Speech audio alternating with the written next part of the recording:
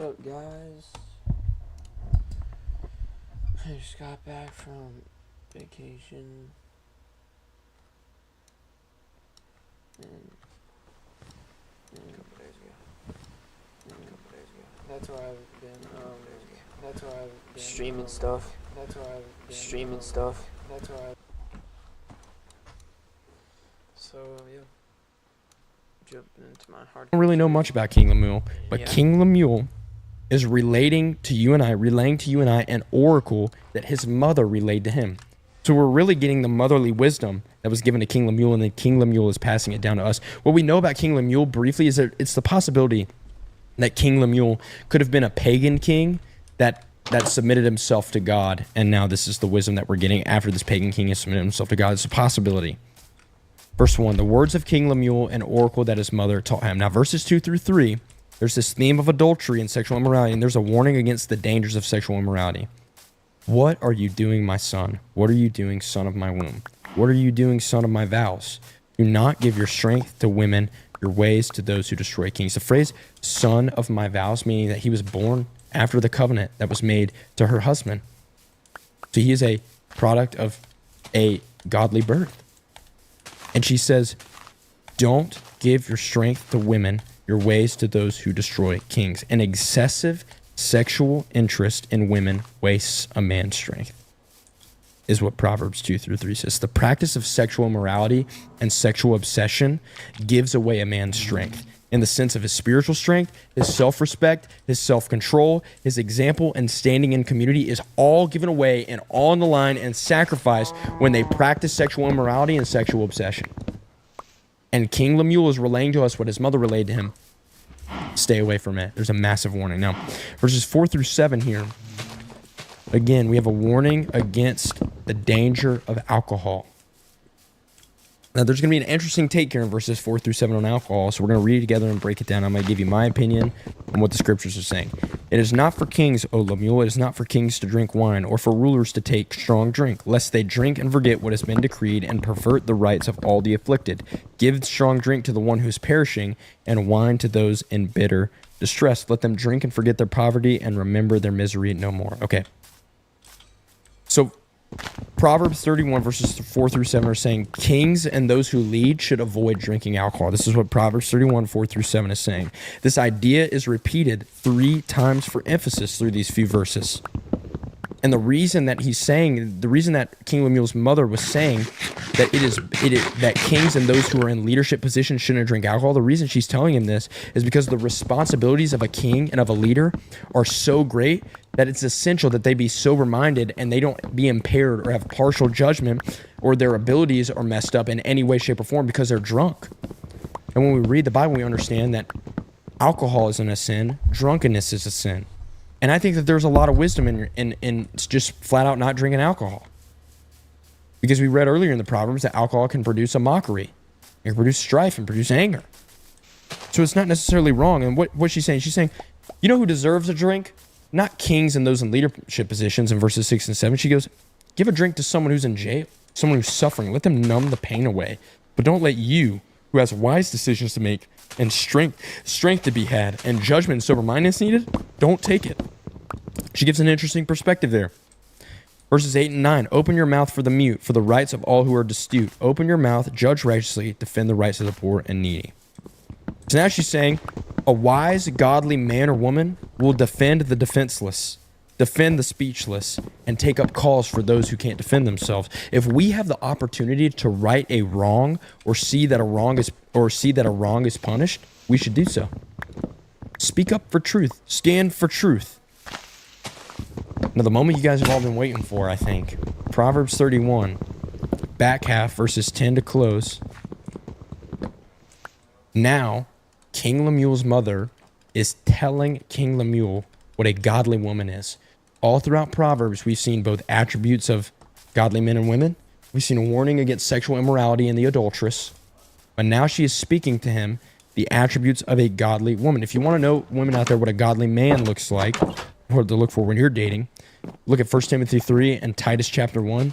But I think that there's a couple things for the woman listening in this episode.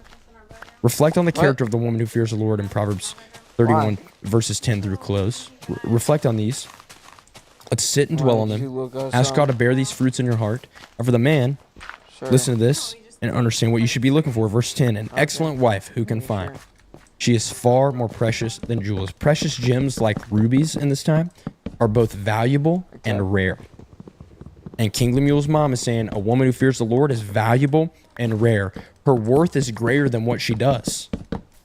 It's explained in the following verses.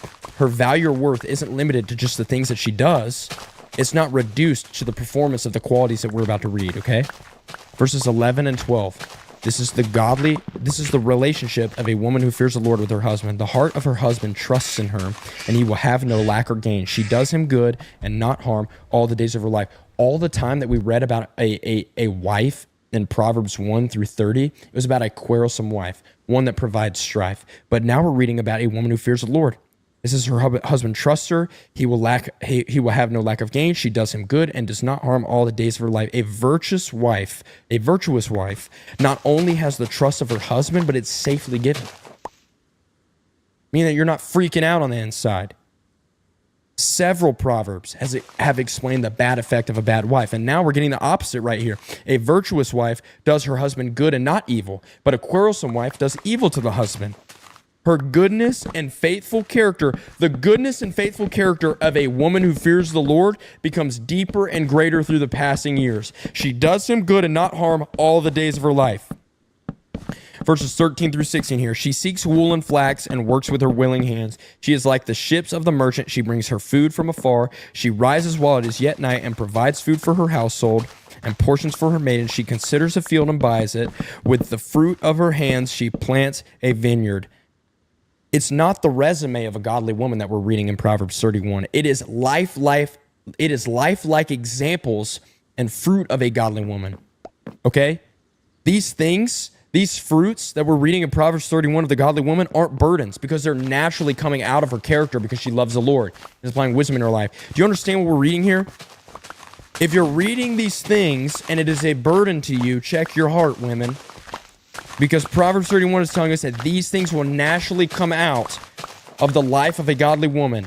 It's not a resume, it is the fruit of a godly woman. Verse 17 through 20. Verses 17 through 20 now, we're about to read about the strength and compassion of a godly wife. She dresses herself with strength and makes her arms strong. She perceives that her merchandise is profitable. Her lamp does not go out at night. She puts her hands to the distaff and her hands hold the spindle. She opens her hand to the poor and reaches out her hands to the needy. These characteristics that we see in verses 17 through 20 have been echoed all throughout the Proverbs, okay? The virtuous wife is noted for what? Her strength. And it's strength in action. She's not idle. She doesn't sleep. We've read about sleep and slumber, all of the Proverbs chapters. She doesn't sleep. She's not idle. Her strength is what she's noted for, and her strength is found in her action. The virtuous wife is much more than just a skillful manager, though. She's a woman of great compassion. Verse 20 tells us she opens her hand to the poor. Meaning that the woman isn't just a task handler. She has integrity. Both go hand in hand. Now, verses 21 through 23, to my godly women out there, there's a special blessing that you receive for being a woman who fears the Lord. And this is what verses 21 through 23 tell us that the blessing for a godly woman is. She is not afraid of snow for her household, for all her household are clothed in scarlet. She makes bed coverings for herself. Her clothing is fine linen and purple. Her husband is known in the gates when he sits among the elders of the land. Okay, what is verses 21 through 23 saying that the blessing of a godly woman is? Okay, the virtuous wife has the wisdom, diligence, and preparation to ready her household for all kinds of challenges and adversity. That's why it's saying in verse 21 she's not afraid of snow for her household. Meaning the godly woman has prepared and taken care of her household so well that they are ready for any kinds of challenges. Okay. And it's saying with God's blessing on her wisdom and diligence, the virtuous woman does what? The virtuous wife makes good things for herself and enjoys personal marks of God's material blessing on her family. That's why verse 22 says she makes bed coverings for herself. Her clothing is fine linen and purple. Purple was a sign of royalty. And so because God is blessed with the wisdom and blessed diligence on the godly woman, she reaps the benefit of enjoying things in this lifetime. And verse 23 says what? Her husband is known in the gates.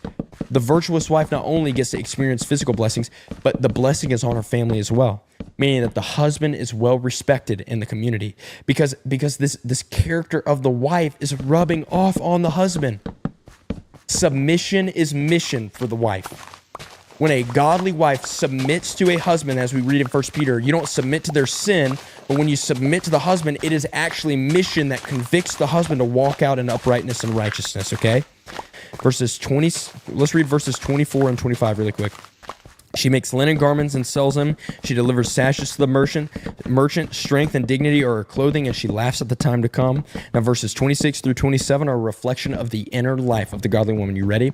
If you read verses 26 and 27, this is what the inner life of the godly woman looks like. She opens her mouth with wisdom, and the teaching of kindness is on her tongue. She looks well to the ways of her household and does not eat the bread of idleness. Wise speech and words that show the law of kindness flow from the godly woman's mouth. And the virtuous wife is observant of the family's ways. Meaning that the virtuous wife, the godly woman, is not so quick to speak, but when she opens her mouth, you know that there's weight to it because she uses wisdom with her words very carefully. Verses 28 through 29, another blessing that the godly woman has on her family is a family's respect, not just the husband, but the children as well. Let's read it. Her children rise up and call her blessed, her husband also, and he praises her. Many women have done excellently, but you surpass them all. A woman of such character and wisdom rightfully receives the blessing and praises of her family. Her children and her husband not only see these things, but also speak of the blessedness of the woman.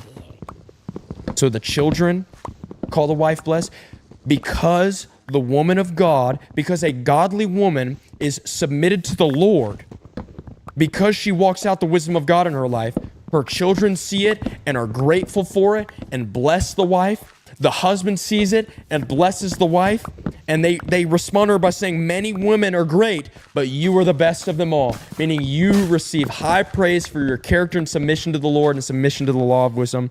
And now verses 30 and 31 to close out the entire Proverbs series, Proverbs chapter 31, the last two verses is a big and bold statement for the woman of God. Charm is deceitful and beauty is vain, but a woman who fears the Lord is to be praised. Give her of the fruit of her hands and let her work praise the gates. Anyone can have charm, not anyone can have character. Be careful. A lot of people are wooed by charm. But this verse is saying, hey, look, charm can pass. Charm doesn't last. Physical looks also don't pass. So don't date for those things. Don't do those things because charm is manipulative and beauty can be manipulative, right? Anyone can have charm, like we said. Few have character, but a woman who fears the Lord has a beauty that doesn't fade, but that lasts a lifetime. A woman who fears the Lord has charm that does not deceive people. A woman who fears the Lord has this beauty that is sustainable and doesn't fade. And the virtuous woman, verse 31, give her of the fruit of her hands and let her works praise her in the gates. The virtuous woman will be rewarded by God, by the God that she fears, and rewarded by what she has accomplished for her family and for herself. So the men listening to this, don't be deceived by just looks and charm. Look at the fruit of their life. Because beauty isn't a bad thing. God cares about aesthetics. And charm isn't a bad thing. It's that chemistry. But if that's all you go off of and you don't look at the fruit of someone's life, then you're going to be rocked by the quarrelsome wife. But if the fruit is what lasts, then the woman of God, the woman that fears the Lord, her charm is not going to deceive you. And her beauty will be enjoyed. But her fruits will sustain your relationship. Guys, this series has been absolutely incredible, and I pray that it has been a blessing to you guys. I love you guys. It is amazing. Comment down below what we should do next as a Book of the Bible series. I love you guys, and we'll see you guys next week for next week's podcast episode. Guys, thank you so much for watching and listening to this episode. If you guys like it, subscribe to us on YouTube, follow us on Spotify, Instagram, and TikTok. Bless you guys, and see you guys next week for the next episode. From Geico Subconscious News, I'm Tammy Racing Thoughts. Tonight, you just left for work and had a non-specific feeling that something was up.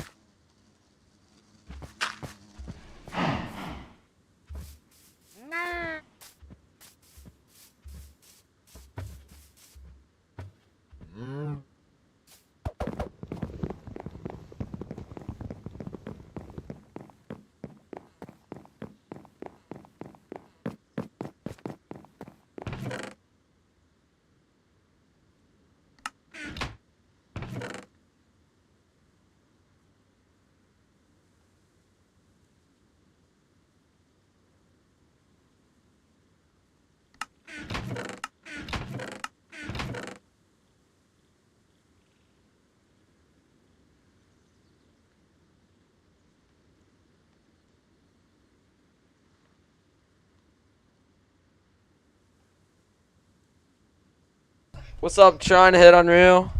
How you doing?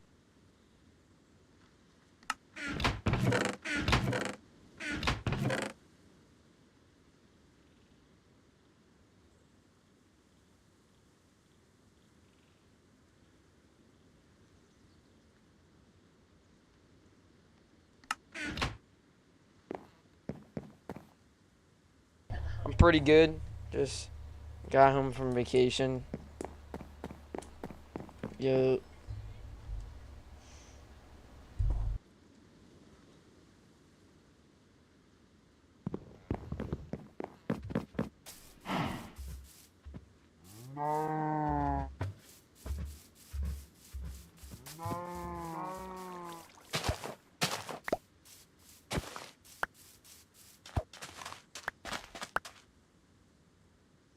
Uh, it's called Hershey Park. Like, Hershey, like the chocolate. It's an amusing park.